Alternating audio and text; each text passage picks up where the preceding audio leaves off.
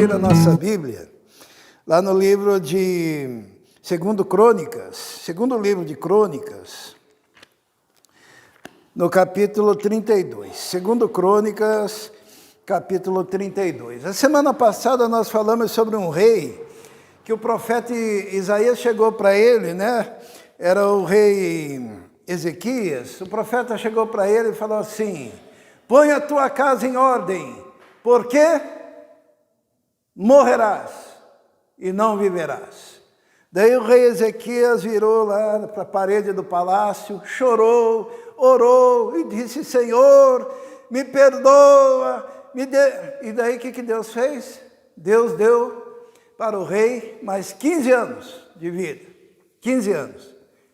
E infelizmente esse rei que recebeu mais 15 anos de vida, ele não correspondeu à graça que Deus havia lhe dado. Sabe, nós não sabemos quantos anos de vida nós temos, né? Talvez a gente tenha mais 10, mais 15, mais 20, mais 30, mais 50 anos, né? No meu caso, não, estou brincando, eu não sei também, né? Mas só vai valer a pena se a gente fizer jus ao restante da nossa vida. E vamos abrir a nossa Bíblia, então, em 2 Crônicas, no capítulo 32, no versículo 24. 2 Crônicas 32, 24. Diz assim, vamos ler. Naquele tempo, Ezequias ficou doente e quase morreu. Ele orou ao Senhor, que lhe respondeu, dando-lhe um sinal miraculoso. Mas Ezequias tornou-se orgulhoso e não correspondeu à bondade com que foi tratado. Por isso a ira do Senhor veio sobre ele, sobre Judá e sobre Jerusalém. Ele não correspondeu. Se nós temos mais anos de vida, nós precisamos corresponder a essa graça de Deus. Deus que nos curou. Eu fui curado quando eu era neném, eu tinha o coração fora do lugar, tinha pulmão fora do lugar, não dava para tirar o oxigênio, que eu ficava roxo. E minha mãe chegou e disse: Senhor, é seu, eu entrego ao Senhor. E Deus me deu mais anos de vida, né? Estou aqui, fiz até educação física mesmo. Coração deformado, pulmão fora do lugar, né? E Deus me curou totalmente. Agora tem que fazer jus à vida que Deus nos concede. E o rei, ele não fez. E nesse período, Deus então provou, diz assim no versículo 30, vamos ler. E Ezequias, que bloqueou o manancial superior da fonte de Giom e canalizou a água para a parte oeste da cidade de Davi, ele foi bem sucedido em tudo o que se propôs a fazer. Olha que bênção, bem sucedido. Qual a única coisa na qual o rei Ezequias não foi bem sucedido? Os irmãos sabem? No filho. Você pode ser bem sucedido em tudo, mas se você for mal sucedido na criação dos seus filhos, você está comprometendo, aqui no caso, comprometeu toda a próxima geração. Diz a palavra de Deus, no versículo 31, vamos continuar. Mas quando os governadores da Babilônia enviaram uma delegação para perguntar-lhe acerca do sinal miraculoso que havia ocorrido no país, Deus o deixou para prová-lo e para saber tudo o que havia no seu coração. E o que o rei fez? Mostrou todos os seus tesouros, mostrou tudo o que tinha dentro do seu palácio. E Deus falou através do profeta Isaías: porque você fez isso, tudo que você tem, todo o teu reino, tudo que tem na tua casa, será levado embora.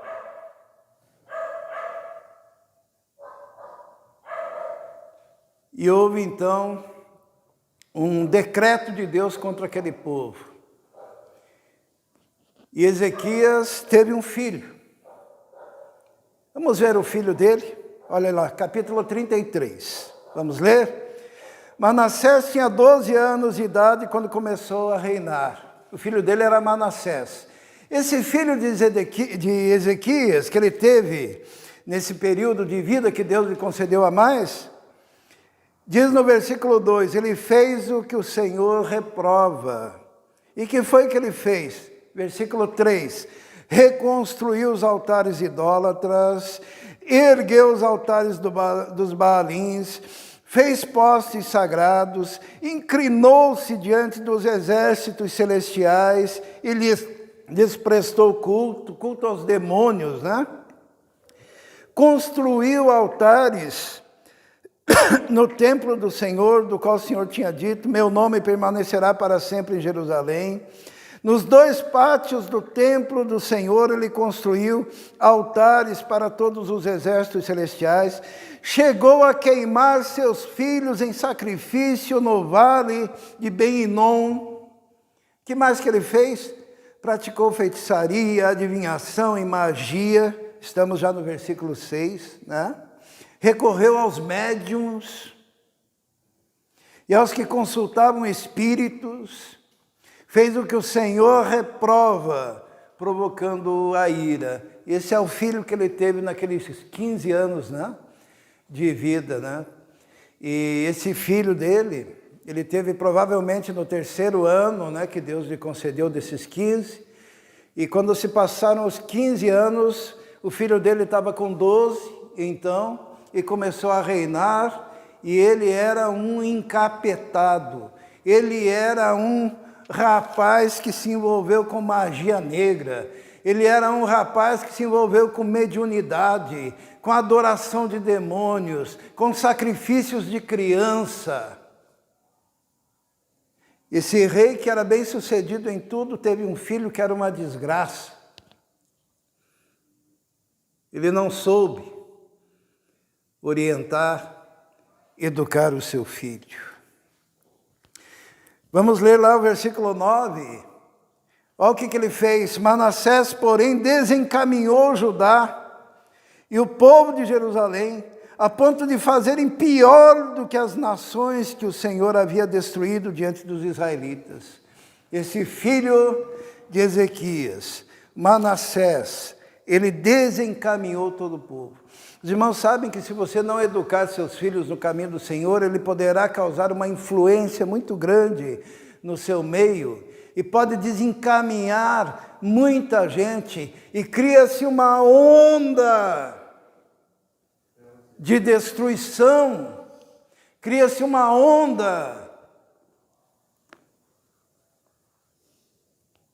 que desagrada a Deus. E era o que estava acontecendo. Mas nós temos aqui uma nota de refrigério, né? Mas antes de eu falar dessa nota de refrigério, às vezes a gente tem a alegria de dizer assim, eu nunca fui no médium, né? Eu nunca adorei demônios, eu nunca consultei os mortos, eu nunca fui atrás de bruxaria, de feitiçaria. Mas existe algum pecado, eu vou fazer essa pergunta aos irmãos, que uma pessoa crente na igreja pode cometer que seja igual à feitiçaria e à idolatria, que aos olhos de Deus seja a mesma coisa? Existe? Qual? Vamos ver? Vamos abrir a Bíblia em Samuel, no capítulo 15, no versículo 23, para que nós possamos abrir os olhos a isso, porque nós também podemos incorrer nos mesmos erros de Manassés por uma via paralela. A palavra de Deus diz assim, pois a rebeldia é como o pecado da feitiçaria, e a arrogância como o mal da idolatria. Alguém aqui já foi rebelde?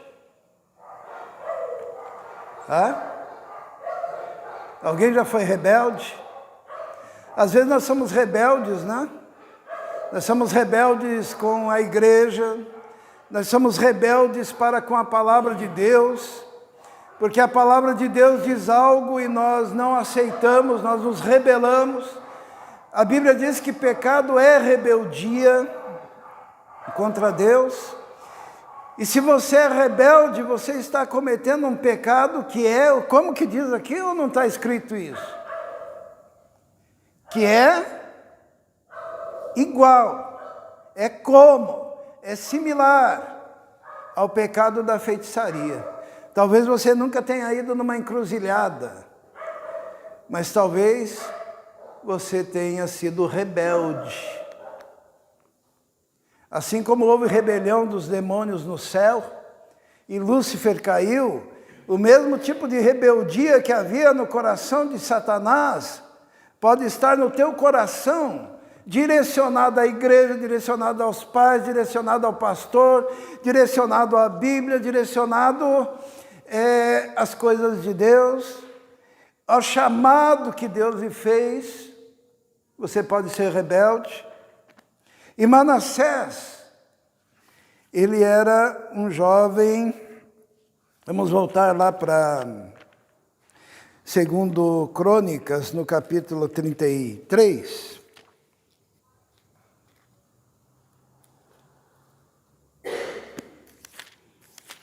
Ele era alguém que tinha se envolvido com tudo isso. Só que temos uma nota aqui de alento, né? Vamos ler o que aconteceu com Manassés, filho de Ezequias, no versículo 9. Diz que ele desencaminhou Judá, o povo, fizeram pior. Mas só que daí aconteceu o seguinte, no versículo 10. O Senhor falou a Manassés e a seu povo, mas não lhe deram atenção.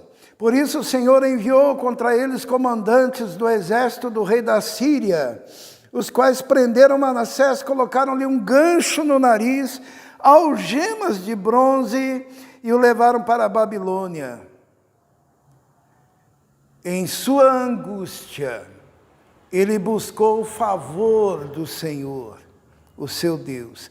Humilhou-se muito diante de Deus, do Deus dos seus antepassados. E quando ele orou, o Senhor ouviu, atendeu o seu pedido e o trouxe de volta a Jerusalém, a seu reino. E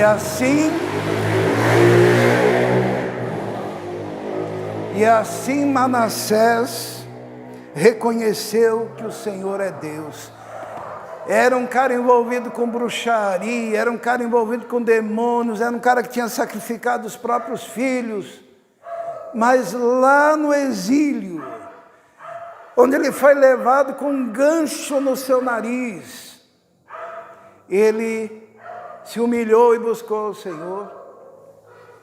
E o Senhor perdoou. E o Senhor o restaurou. E o Senhor o trouxe de volta. E o Senhor o colocou como rei novamente. Só que a influência que ele tinha feito naquele povo continuou. No versículo 17 disse, o povo, contudo, continuou a sacrificar nos altares idólatras.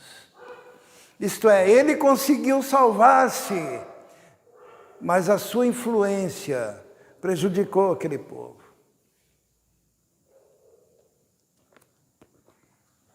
E ele teve um filho. Hoje nós vamos falar disso, né? Das gerações. Os irmãos sabiam que nós temos uma responsabilidade com as gerações? Porque a gente sempre pensa, né? Eu me preocupo comigo mesmo. Mas a Bíblia fala que nós temos uma responsabilidade geracional. Tá? Por quê? Porque o que você fez aqui pode repercutir nas outras gerações. Deus é o Deus de Abraão, é o Deus de Isaac, é o Deus de Jacó, é o Deus de José, Lembram-se? E nós temos a responsabilidade de transmitir essa visão de Deus, essa adoração de Deus para as próximas gerações. O rei Ezequias teve mais 15 anos e falhou. Manassés fez só desgraceira. Se converteu no final. Mas ele teve um filho. Vamos ler, versículo 21. Amon tinha 22 anos de idade quando começou a reinar e reinou 2 anos em Jerusalém. Ele fez o que o Senhor reprova. A semelhança de seu pai, Amon, prestou culto e ofereceu sacrifícios a todos os ídolos que Manassés havia feito. Ele fez em dobro tudo que o pai dele tinha feito. Os irmãos, veem a responsabilidade da educação, a responsabilidade da intercessão pela família, a responsabilidade da intercessão pelos filhos, porque aqui nós já encontramos a 3ª geração, que é Amon. E esse Amon, então, ele foi assassinado, porque diz a palavra de Deus no versículo 23, mas ao contrário do seu pai Manassés, não se humilhou diante do Senhor, antes aumentou a sua culpa, ele fez pior. E os nossos filhos, irmãos, tem muita gente aqui que não tem filho ainda, e você tem que pensar, você tem que ter um filho, uma filha para o Senhor, para a glória de Deus, ensinar no caminho do Senhor, para que o filho do teu filho seja do Senhor, e seja ensinado nos caminhos do Senhor, e que as gerações se sucedam, firmadas no Senhor. Nós temos essa responsabilidade. Amon, filho de Manassés, ele também teve um filho. Vamos ver? Capítulo 34. Diz a palavra de Deus: Josias, filho de Amon, neto de Manassés. Josias tinha 8 anos de idade quando começou a reinar. E reinou 31 anos em Jerusalém. Parem para pensar, né? Um menino de 8 anos, ele pegou um reino pagão, um reino idólatra, um reino que tinha se desviado dos caminhos do Senhor, um reino que tinha andado nos caminhos lá de Manassés, que andou nos caminhos daquele rei anterior, Amon. E havia uma desgraceira de idolatria naquele reino, embora fosse povo de Deus, mas desviado totalmente. E Josias, olha o que ele fez. Inclusive a nossa pergunta é essa, né? A pergunta é: como você pode fazer diferença na sua geração? Será que você tem que fazer diferença na sua geração? Se nós abrirmos lá em Atos, no capítulo 13, nós temos o exemplo do rei Davi, né? O que diz lá? 13, 36, diz assim, ó: tendo, pois, Davi servido ao propósito de Deus em sua geração, adormeceu. Isto é, Davi cumpriu na sua geração o propósito de Deus. Nós estamos a uma geração de ter apostasia. E essa apostasia não virá se você cumprir o propósito de Deus na sua geração, no meio do seu povo. E Josias fez isso. Vamos ler o que ele fez? Vamos voltar lá para 2 Crônicas 34. Diz assim, no versículo 2: ele fez o que o Senhor aprova, andou nos caminhos de Davi, seu predecessor, sem desviar-se nem para a direita, nem para a esquerda. Os irmãos percebam que Josias ele fez diferença na sua geração, porque ele andou nos caminhos de quem? De Davi. O pai dele andou nos caminhos de Manassés, e fez pior que Manassés. E Manassés, ele recebeu do seu próprio pai pouca orientação e direção. Mas Josias, ele conseguiu quebrar esse ciclo maldito, porque ele resolveu escolher para seguir o exemplo uma pessoa de Deus. Eu tenho muito medo da nossa geração, porque tem muita gente seguindo pela internet o exemplo das pessoas mais cabeludas que a gente pode ver. Não cabeludas no sentido de cabelo, mas escabrosas, né? As pessoas mais torcidas teologicamente. Um exemplo. Eu estou lendo diversos textos da Bíblia aqui e não estou precisando fazer nada além de ler. Se você pegar um cara na internet que pega um texto bíblico, que é claro, você não é analfabeto, você consegue ler também. Só que ele pega e ele tem que torcer tudo para que você chegue à conclusão que ele quer. Manda esse indivíduo plantar batata. Porque a palavra de Deus, ela é clara e foi escrita para o nosso entendimento. E até uma criança, debaixo da direção do Espírito Santo, pode entender. E Josias, ele decidiu escolher bons exemplos. Por isso que ele fez diferença na sua geração. A segunda coisa que ele fez, capítulo 34, versículo 3, vamos ver.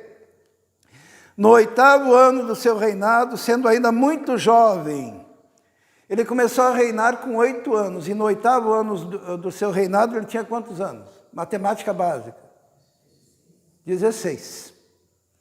Com 16 anos, irmãos, ainda bem jovem, ele começou a buscar o Deus de Davi, seu predecessor. No 12º ano, começou a purificar Judá e Jerusalém dos altares idólatras. Você não é jovem demais para começar. E eu vejo assim um contraste muito grande entre ele e o avô dele, né? Quando a gente leu sobre o avô dele no capítulo 33, a gente tem alguns verbos aqui.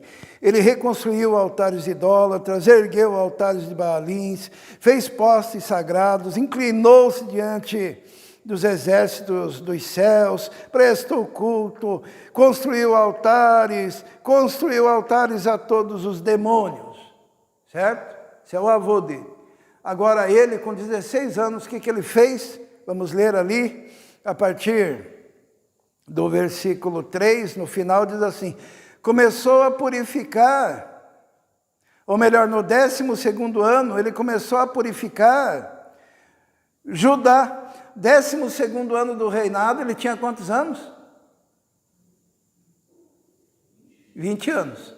Então, com 16 anos, ele começou a buscar ao Senhor, e com 20 anos ele começou a purificar tudo lá. E olha só os verbos aqui.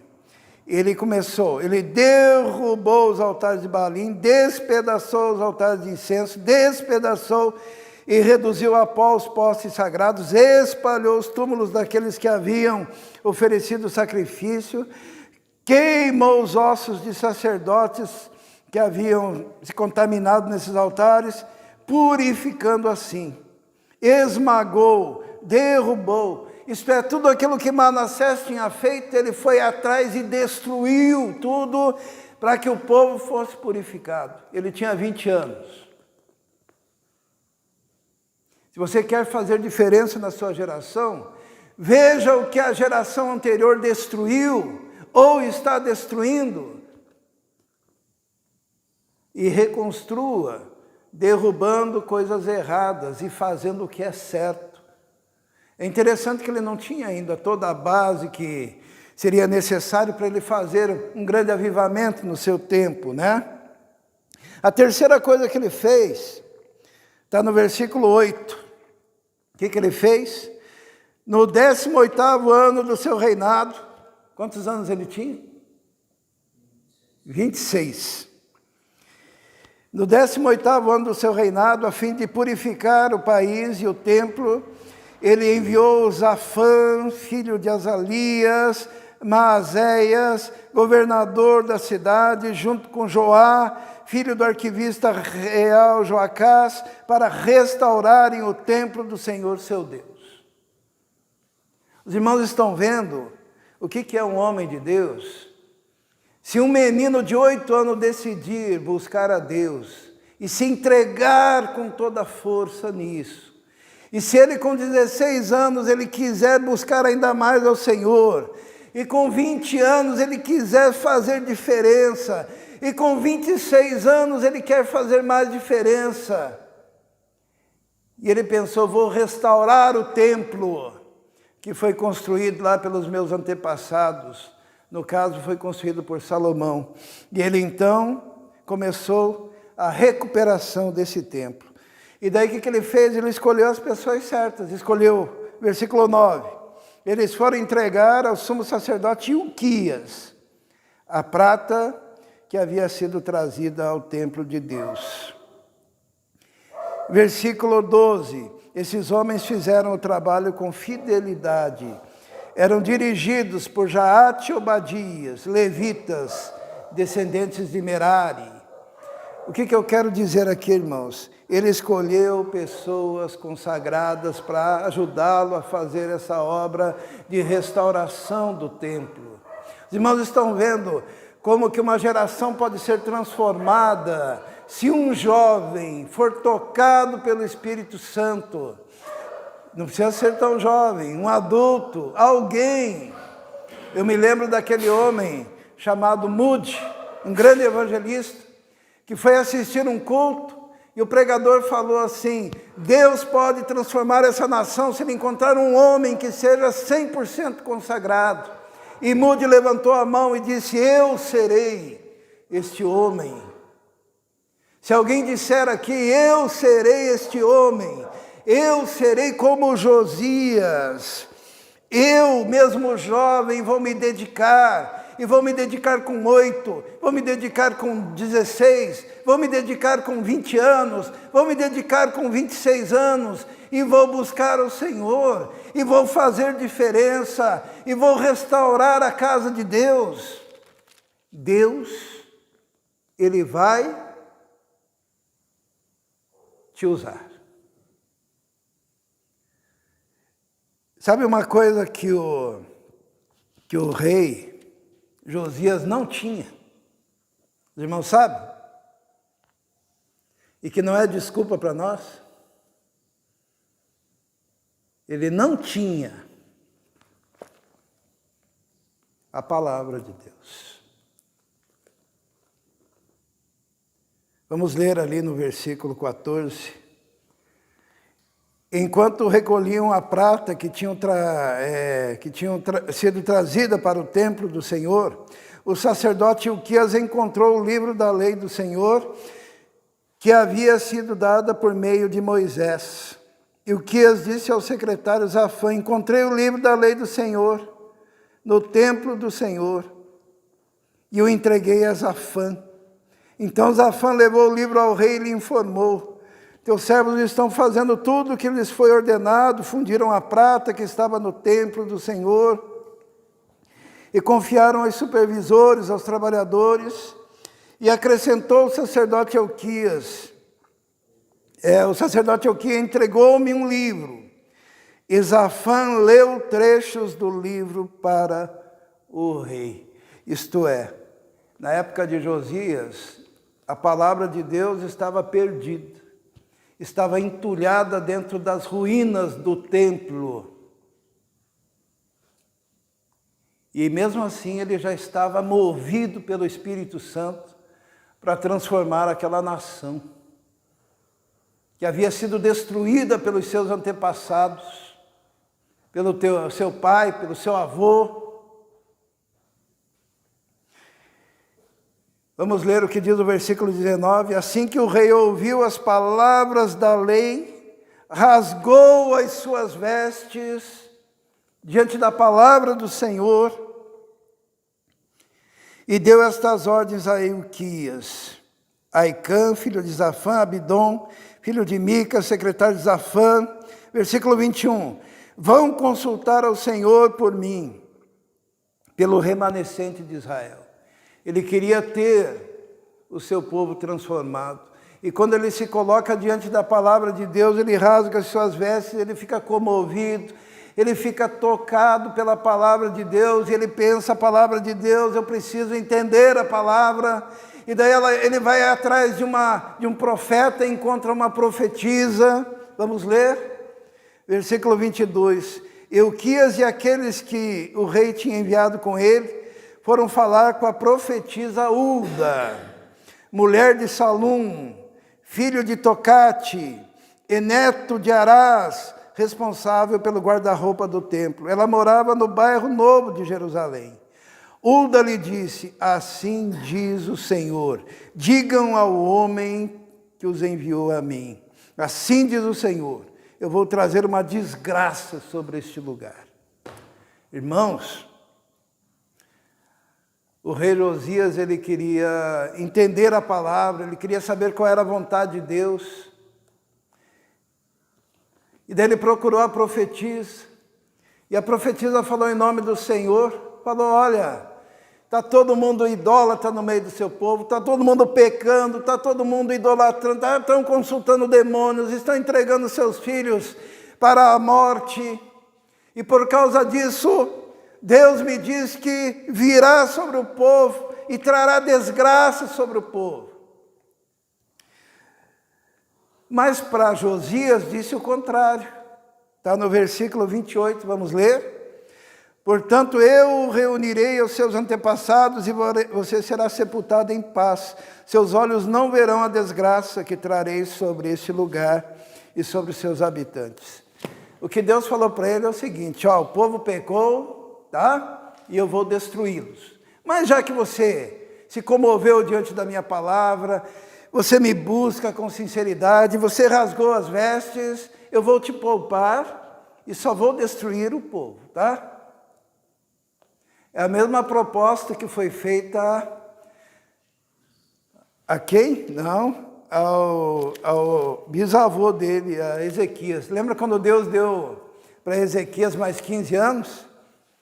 Deus falou para Ezequias: ó, você mostrou seus tesouros, eu vou destruir o povo, mas você não verá, porque será depois que você morrer.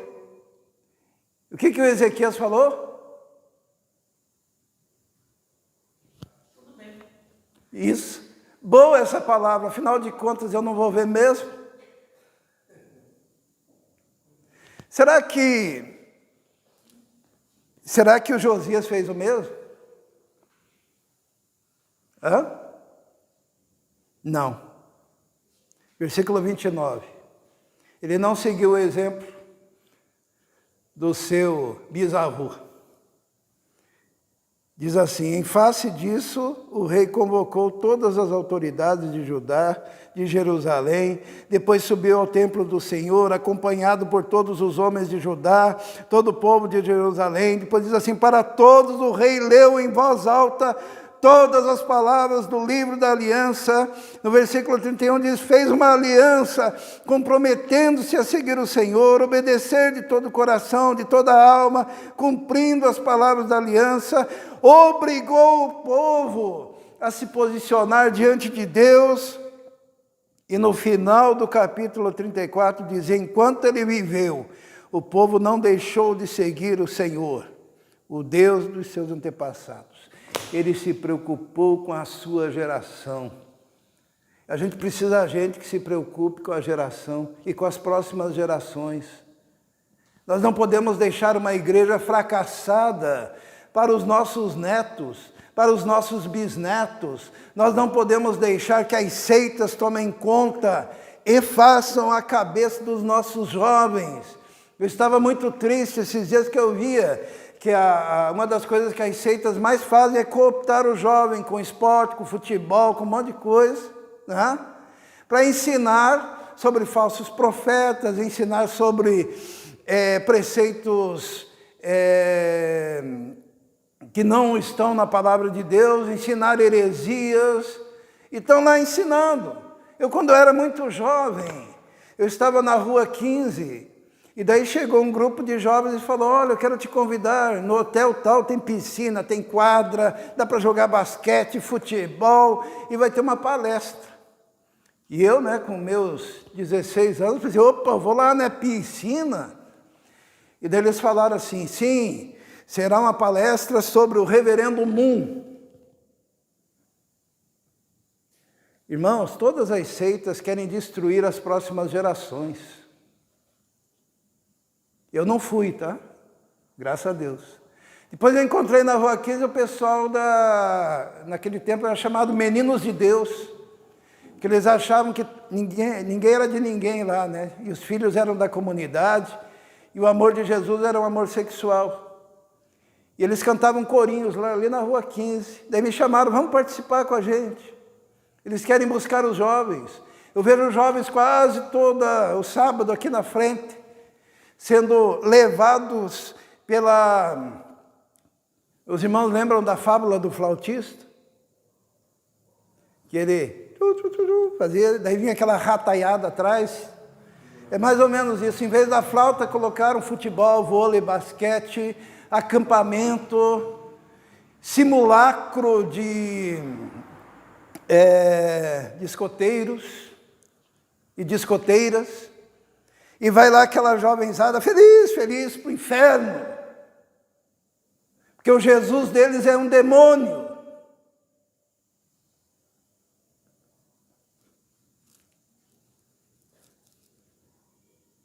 Josias não se conformava com isso.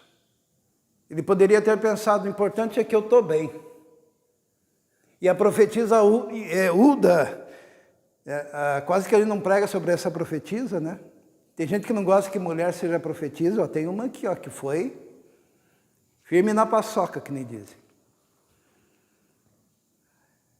E ele pensou assim, não, imediatamente o que ele fez? Ele se levantou e consagrou o povo e pregou para o povo, e ele mesmo lia a Bíblia para o povo, lia a palavra de Deus para o povo, proclamou o retorno da Páscoa no capítulo 35, não vamos falar sobre isso hoje. Por quê? Porque ele não se conformava que alguém se perdesse, principalmente aqueles que faziam parte do seu povo e que dariam continuidade nas próximas gerações.